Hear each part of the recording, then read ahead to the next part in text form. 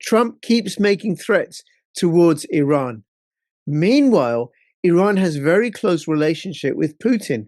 How can Trump make threats to Iran when Putin's in the background? That's what we're going to talk about in this video. Thank you again. Please like, comment, subscribe, and give us a thumbs up. And you'll find all the links for the guests in the description below. Isn't that right, Alex? Trump going to war with Iran, and Iran's got Russia in its corner. Well, I think this is an extremely interesting conflict to observe because I've been very convinced that Trump will try to do everything he possibly can to avoid going to war against Iran, and I think that this last episode, which is ongoing at the moment, has borne out some proof of that, because we know that they have been negotiated. So what's today? Today is Monday 9th.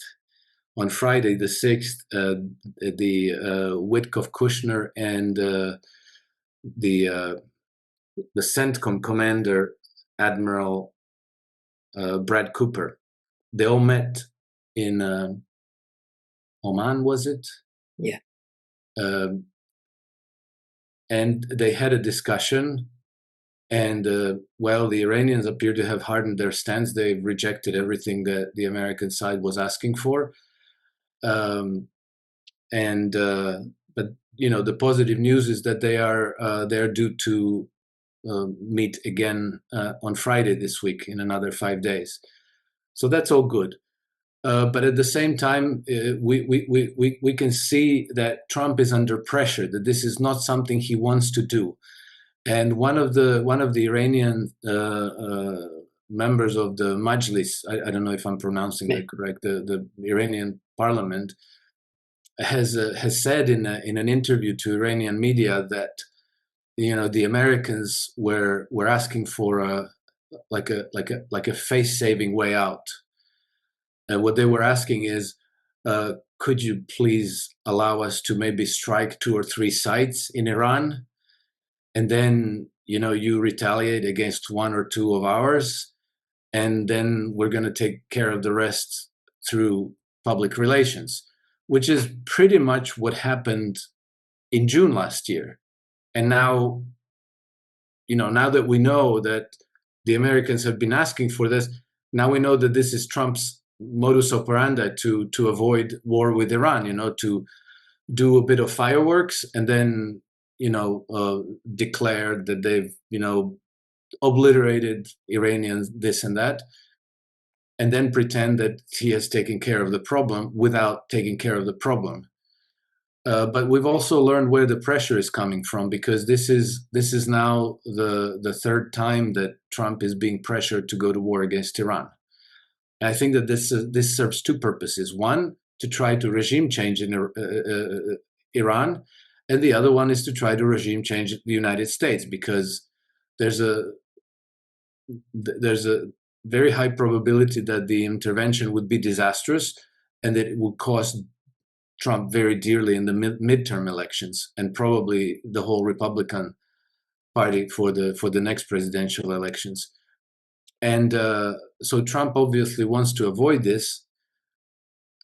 But the first two times, one was in June of last year, 2025, and the first one was in the summer of 2019. And right now, for people with short attention spans, it is obvious that the pressure is coming from Israel. But in 2019, we learned, thanks to the cables between the American embassy in Washington, the British embassy in Washington, and the Foreign Office in London, that the ringleaders for war against Iran are the British. And that was when British Ambassador Sir Kim Derrick was kind of orchestrating the lobbying effort to persuade Trump to go to war against Iran, when Iran downed an American drone in the Persian Gulf. So those cables were released. We saw the communications between the British ambassador and the Foreign Office, and he was saying that we need to surround Trump with we need to flood the zone with Trump whisperers who will influence Trump. And then, you know, if next time Iran does something in the region that will give us the pretext, we'll be able to persuade Trump to go to war against Iran. Trump is very aware of this. The ambassador was Kim Derrick, and the scandal after the cables were leaked out, the scandal erupted significant enough that the British had to withdraw Kim Derrick and nominate a new ambassador to Washington. And Trump did make some tweets with regards to that, where you can see that he knows exactly what happened. So he knows where the pressure is coming from. And he knows that Israel is the British proxy in the Middle East, grafted onto the American political system. But I never had the impression, apart from surface appearances, that Trump was particularly friendly to Benjamin Netanyahu or particularly loyal to the whole Zionist project. I have the impression that he just has to kowtow to domestic political realities, and that is that in the United States you have a large, very passionate voting bloc that are Zionist Jews and Christian evangelicals. And Zionist Jews count a handful of very wealthy, very powerful political donors. And if he goes against them, if he fails to deliver, they could cost him. They will support his political adversaries. So I think that this is why he has to make the appearance that he is, you know, exerting pressure on the Iranians, that he is going to bomb Iran, that he's shooting for regime change, while in reality he's doing everything he can to avoid it. And on that account, I also have to mention Scott Bessent quickly. Scott Bessent on one or two occasions have been boasting about using financial pressure on Iran, crashing the Iranian currency, and that this is what triggered the how do you call it, the protests in Iran. I think he's boasting. I don't think it works that way, because even though you could crash the Iranian currency if you chose to do that. I mean, you know, if you're U.S. Treasury Secretary and you, in coordination with American banks and the Federal Reserve, you can crush the Iranian currency.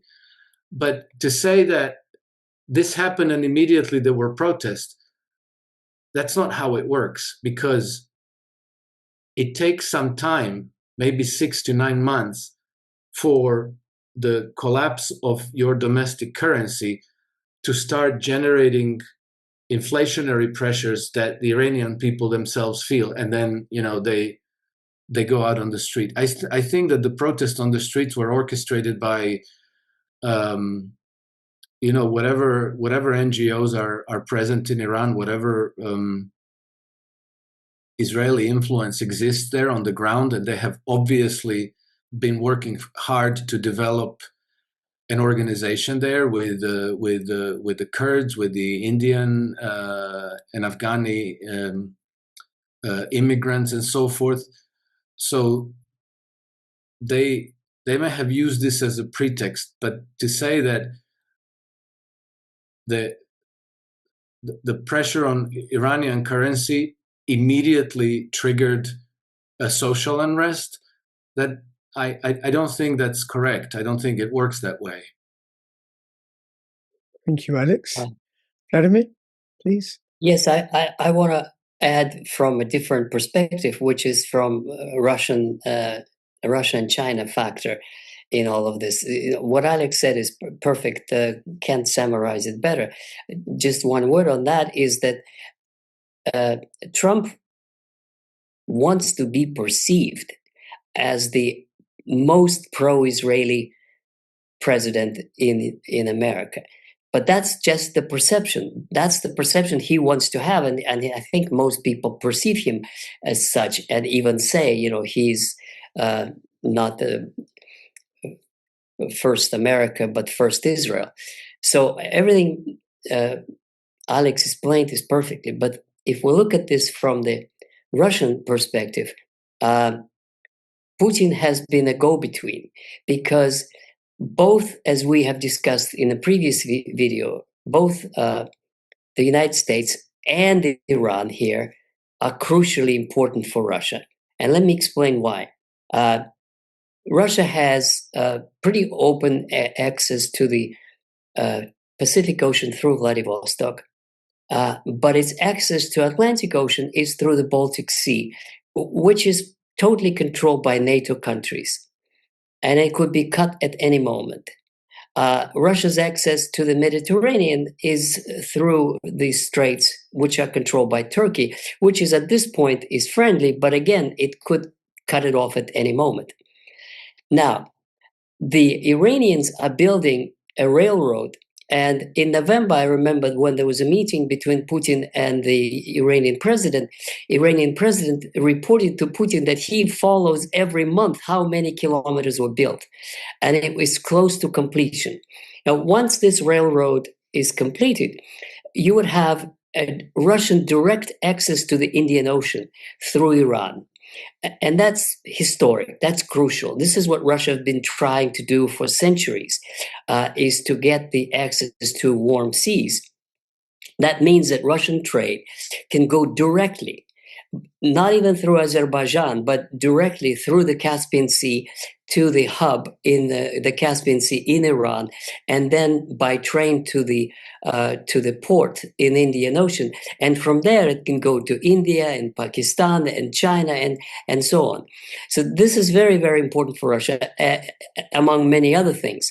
And that's also Iran is a member of BRICS.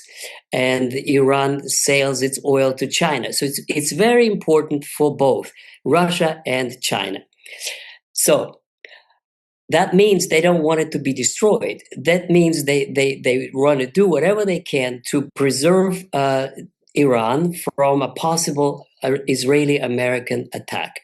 And what they have done, and I'm not a military specialist, but what I follow people who are military specialists are saying is that in recent weeks, the Chinese have delivered a super modern radar system that can see 700 kilometers into the ocean, which means they could see anything that is coming their way from American aircraft carriers and other bases in the Middle East.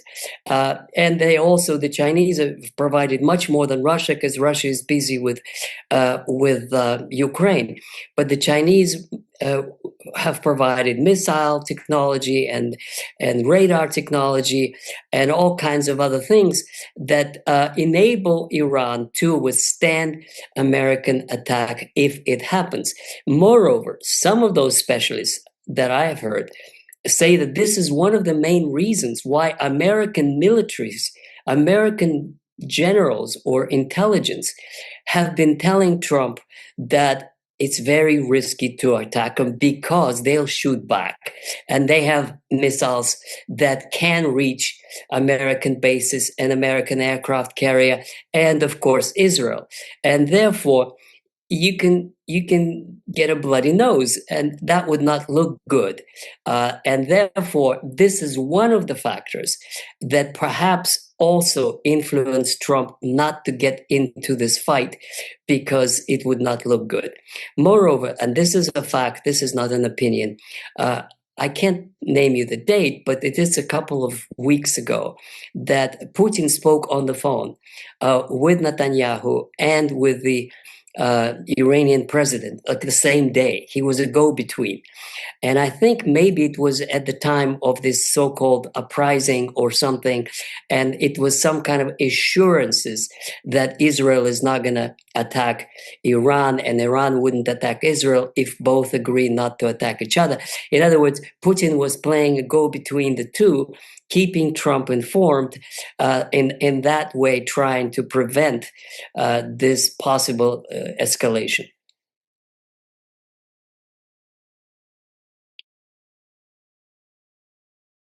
You're on mute. What about the idea, and Tom Luongo says this, that Trump wants to get rid of the IRGC, the Iranian Republican Guard? Yeah, but how will he do that? I don't know. Yeah, you can do that if you go to war and you win. But I mean, that might be nice as an item on the Christmas list, but I don't think that's realistic. Right. Okay.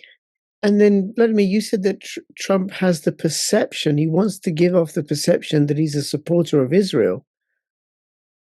But is it just perception? Is it just another feint? Or is he really supporting No, Israel? he really, I mean, from the very first term, he was really, for some strange reason that I couldn't understand, was really anti-Iranian, against Iran, and he wanted to break this the European deal on nuclear weapons and all that stuff. I could never understand why he's so adamantly anti-Iranian, but he is. And maybe he has his own reasons. Maybe he believes they really want to create nuclear weapons. Perhaps they do. But in politics, what matters is if you can do it, if you have enough strength, force, military force to do it. And the bottom line is, and this is kind of historic. This is historic. For the first time, you could have a situation that militarily, in strictly military terms, what the Chinese have, together with the Russians, outweighs that which the Israelis have and the Americans. Because if the Americans and Israelis were confident that they could smash Iran, they would. I don't think they would stop it. But they don't, because those in the know, American intelligence, they probably know what kind of technical characteristics these radars have that the Chinese have provided. They probably know what kind of hypersonic missiles the Chinese and the Russians may have provided to Iran to defend itself. And that is what probably influenced their decision not to get into a fight unless you have to. And it's also security of Israel. In a sense, probably Netanyahu realizes that Iran is big. It's 90 million people, and it's a territory of Britain and France combined, and there's more space left. Israel is the state of New Jersey. So if there is an exchange of missiles, which country is going to be crushed? Probably Israel, simply because it's such a small place. And if you blow up just Tel Aviv, that's a knockout. Whereas, Iran is big. It's 90 million people. It has lots of sites in a variety of places. To deliver it a knockout blow, one would have to go like full scale with big assault. And even then, they may respond in a devastating way. So perhaps the voice of reason, prevailed that that's not the time to risk it. Thank you. Alex? Yeah, I wanted to add something, because I suspect that there's a lot going on that we are not necessarily aware of. I remember back in October of last year, this was Jeffrey Sachs who was saying that Trump held 5 rounds of secret negotiations with Iran, and that after every negotiations they seemed to be making some kind of a progress, some kind of an agreement, and that it appeared that the relationship was getting. And Trump, after the June 2025 bombing, Trump was saying, they were the press was asking him, are you looking to regime change Iran? And he was saying, no, I don't think that's necessary. I don't think we need to do that. And so these negotiations appeared to be getting somewhere, but then the Israelis got wind of it, and Netanyahu stepped in and apparently derailed it. But now we had something really bizarre happen in the Arabian Sea, that apparently an Iranian drone got within striking distance of the American aircraft carrier Abraham Lincoln, and somehow it got through American air defenses without being noticed. And then the Americans scrambled an F-35 jet, which shot down this drone. So I thought, that is really strange. The whole story seems strange. And then we had the day after negotiations in Oman, Kushner, Witkoff, and Admiral Cooper visit the ship, Abraham Lincoln, right? And the cover story was that they were visiting to thank the troops for their service, whatever. But I wonder if they are not concocting a cover story to say we can't go to war because we are within reach of Iranian drones and missiles. So if we go to war, they're going to sink our ship. And so I think in this visit to there are 6,000 troops on that aircraft carrier. It's absolutely colossal. And with this story of Iranian drones, they kind of drew attention to the fact that they are extremely vulnerable, and that if they go to war, they're risking the lives of 6,000, at least 6,000 American servicemen, so that they have a really, really good reason to tell the Israelis and the American public, look, we can't do this. This is just simply suicidal, and we're not going to do this. And then I also have to say, I found it very, very strange that at some point, I forget now when, unfortunately, because the timeline is kind of important, but remember when the Iranians suddenly found themselves in possession of all this really, really precise intelligence about these targets in Israel, including the Israeli nuclear program. So the story was, oh look, the Iranians have really sophisticated spy service. Somehow they got this. But what if they got it from the Americans? What if they got it from the Americans? Because that would be, why? Because all bets are off the table if Israelis go nuclear and they launch a nuclear attack on Iran, which at this point nobody can exclude. I mean, they obviously have no trouble with committing genocide. So what's a couple of nukes on Iran? And that maybe, the Trump administration provided Iranians with targeting so that they could, in the first wave of attacks, destroy Israel's capabilities to launch nuclear attacks. So, well, okay, obviously, I may be reading too much into this, but at a certain level, it would make sense, even from the American side, because if it comes to a nuclear exchange, then, not only is Israel going to be destroyed, but I think that the United States might completely get thrown out of the region and lose all influence, in Saudi Arabia, in Oman, Qatar, all of these, let's call it client regimes. It's going to be over. There's no way to predict how the thing falls out, and then we also have to remember that back in 2012, the United States ran a thorough review of their relationship with Israel, and at that time, all 16 of the United States intelligence agencies came back unanimously with the conclusion that the interests of the State of Israel are actually adversarial to the interests of the United States in that region.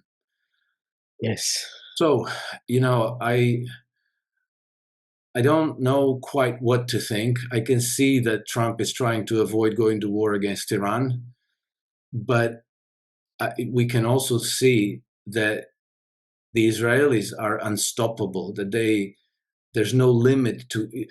I mean, they were even talking about, well, once we take care of Iran, then we're going to take care of Pakistan. And I think that every country in the region there can read the writing on the wall. If they get rid of Iran, we might be next. Saudis might be next. Turkey might be next.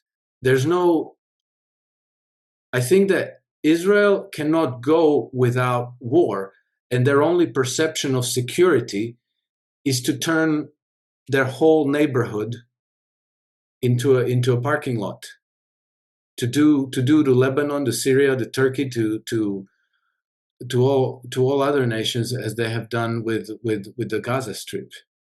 So I wouldn't be surprised that in their talks, between with the Russians, the Saudis, the Iranians, the Turks, that they may have come to a secret agreement. Okay, we have to somehow muzzle this dog. We need to force them to peace. Thank you, Alex. One of the things I saw on X is that there's an unexploded bunker buster bomb that Iran now has. Yeah, the one that dropped on Lebanon, right? Was it the one? Did it drop on Lebanon? But Iran now has it. Yes, and that they're reverse engineering it, which would then give them the capability to destroy deep underground sites that Israel may have. Any comment on that, Vladimir?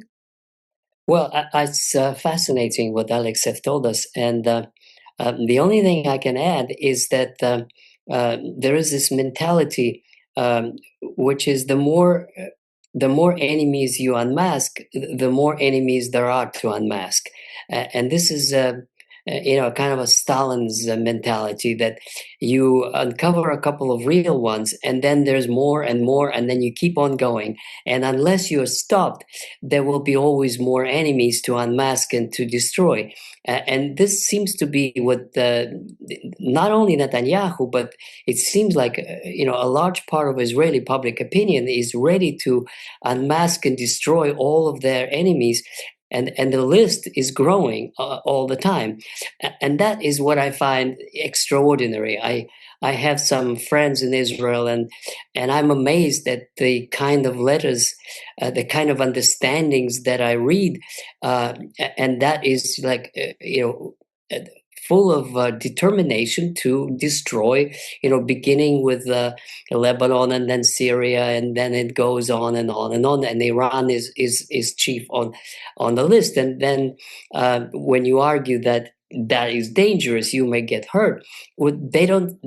It seems like they think if they got away with it successfully up to now, they are going to continue to be successful as time goes on, which doesn't work that way. One of these days you're going to get hurt. You're going to get a bloody nose or worse. So in that sense, it's sort of incredible. I'm thinking of historians who would look at this, if we survive, 20, 30 years from now, and they would think, well, how come the Israelis didn't understand that you cannot, go against the entire, tens of millions of people in countries around you, that it's dangerous, that it's just reckless, that it's much safer to establish normal relations, especially in the conditions that for the first time since World War II, they are ready to actually acknowledge existence of Israel and establish normal relations. No, just at that time, they uncover more and more enemies and act in more and more aggressive and belligerent and reckless ways. Well, some explanations I heard that Netanyahu needs this tension to stay in power, and another one is that it's the shock of the terrorist attack on them that really, made the Israeli public so angry and defensive and scared that they're ready to blow up anything and everything because they've been so terrified as to what could happen to them. But then it could be a self-fulfilling prophecy. You're scared, so you start barking and attacking, and then in the end, you're gonna get it back. So this is all very interesting topics, but it shows what a dangerous time we're in. What is incredibly dangerous time. One, wrong pas, as the French say, and then you're dead. It's over. Yeah. Yes, especially since Israel is completely dependent on the support of Western powers, primarily the United States, but then also European powers through NATO and the UK as well. Yeah. And so without the support of these Western powers, Israel stands no chance. But the Western powers are on decline, and you're making enemies of all your neighbors. And your neighbors are countries, large countries like Turkey, like Iran, Iraq, Egypt, Yemen. I mean, we're talking hundreds of millions of people with powerful weapons now. It's not 1960s anymore. They have very powerful weapons now that they can wield against you. And they are, the Saudis are already feeling the heat because the Israelis acting through UAE as a proxies are already undermining Saudi Arabia in the region through Yemen, South Yemen, and Somaliland. And the Saudis, for the first time, I think a week or two ago, reacted, and they attacked a weapons shipment from UAE to South Yemen, which was a shock for UAE, but it was a sign that, okay, enough. You are potentially destabilizing our kingdom. And then Mohammed bin Salman has been asking Trump to muzzle UAE and Israel. Mm. Trump will have to choose sides. The problem is that Israel is mostly risk and downside with next to no upside. But if you support, if you have constructive deals with Iran, with Saudi Arabia, with Turkey, then you have a future in the region. If you go to war against everybody to defend Israel, then you have no future in the region. And even for somebody who they say is a transactional president, maybe he is, you can't not understand this equation. Yep. And why would you support Israel so consistently? The only answer is some kind of a sentimental attachment, a kind of a irrational value-based thing, which doesn't even work anymore because this is obviously a very aggressive, very belligerent, genocidal entity. Yep. And I wonder, Alex, how much of what Israel does in terms of attacking its neighbors is what the British want, because it keeps them all unsettled, weak governments, just like the British do in Africa. Have between Congo and Rwanda fighting each other, so it makes it easier for corporations to extract the minerals and the wealth from Congo, because the government is weak. All its energies are devoted towards protecting itself, so then the government can't develop. So Israel attacking Syria and Lebanon and who else, right? It keeps those Yemen, Iraq, countries Iran. weak. Yes, it keeps those governments weak because they have to devote so much energy to defending themselves. They can't settle and stabilize and grow. Correct, and not only, but then you get them fighting between themselves. So everybody's pitted against everybody else. Yeah. Well, Rich, the Israel was created for this exact reason. The British Empire, 1 year after the Sykes-Picot agreement, they had the Balfour Declaration issued from the Foreign Office, and the thinking from the Milner's roundtable was that in order for the United Kingdom to remain a maritime empire, they need to seed that region, Eastern Mediterranean, with what they called a particularly patriotic stock. they couldn't rely on the Arabs, right? They needed a Jewish state there, and they didn't create it for as a homeland for the long suffering Jews of the world. They created it as a beachhead into the region. Yep. Vladimir, any comments? Yes. I cannot add more because Alex just played it out very, very clearly. That it has a lot to do with history, with a lot of perceptions, and one thing I write to when I argue with the friends in Israel is that this is so irresponsible. And I'm surprised that if it is a democracy, that there is no real opposition to Netanyahu. This is so irresponsible of them to risk the survival of a Jewish nation by having that kind of a reckless. I mean, Jews are supposed to be reasonable people. They're supposed to be, balanced and not fanatical.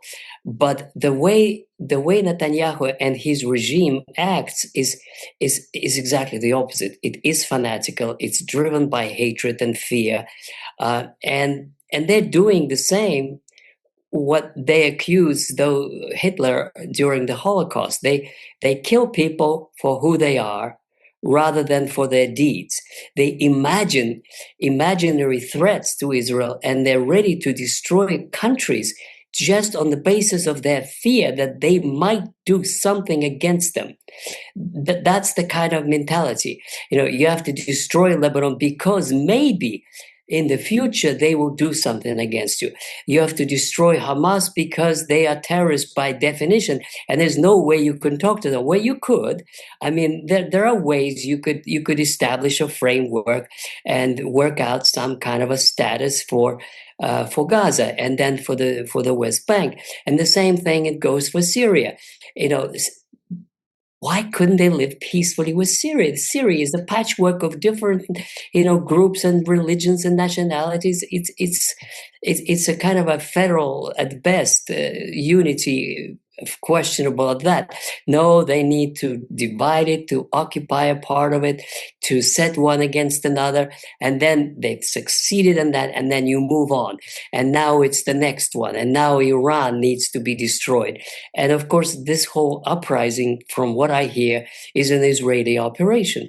They knew from the June war that they cannot just destroy in one go the government of Iran, so they decided to do the inside job. Just like they blew up the leadership of Hezbollah, they decided to send in the men, and they, instigated the collapse of the currency with the British help. And then they had these revolutionary cells that started agitating. And don't forget, this is exactly the script of 1953. The way, I think I mentioned it before, in 1953, the Mossadegh government was destroyed when the CIA was actually bribing, giving out money to the traders on the bazaars to create havoc, and then seize power and pass it on to the Shah, their stooge. So this was the plan, that they would create this kind of a havoc and chaos on the streets, and then a friendly government would seize power in the proxy color revolution. That didn't work. And also, I think because the Chinese and the Russians have given them instruments to shut down internet and all communications and restore order. And then I don't know whether the Western media reported it, but the Iranians were saying, I heard it myself, that of the 3,000 killed in the streets battles, more than half are policemen. Who were killed by the so-called peaceful demonstrators or these insurgents. And that reminded me of Maidan revolution, where the shooting was actually started by the right sector guys who were the first to open fire on the militia of the Ukrainian government forces. So this seems to be all kind of like one script. of internal subversion that the Iranians withstood, and now we are at the new phase of this crisis. Yes, but now we have new media, like your channel, Vladimir Brovkin, and your channel, Alex Krainer, and this channel, where we can keep abreast and get an insight and smart analysis as to what's going on. Alex, Vladimir, thank you so much. Everybody, thank you for watching. Please subscribe, comment, and like. And we look forward to... What do we look forward to, Alex? Being Peace. together again? Peace. Something, notaxforwar.com. All the best. Bye-bye.